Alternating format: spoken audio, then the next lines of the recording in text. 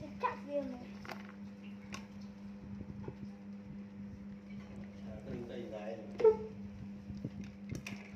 Con này sao mà sừng ngắn đã không nhịn rồi. Rồi thật thấy để cho nó. Cái trống chết thôi.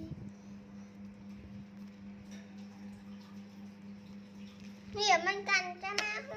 Cái canh là mua canh là nó bạn cái kia bia.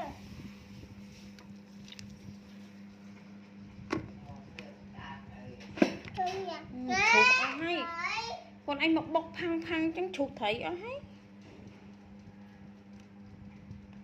Bạn cái kia. Má cũng con bạn cái kia. Là cái đam kim. Thiết bị là cái đam kim.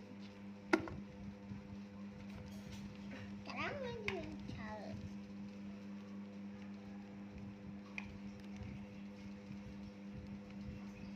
Ai thấy mà này mà.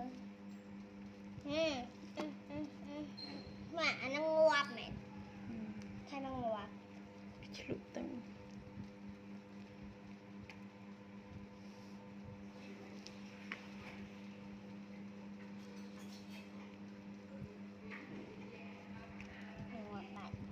Ngoạp mà đấy.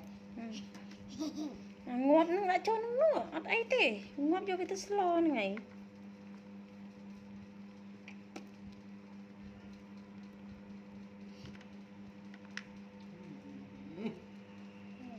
Chị ơi chị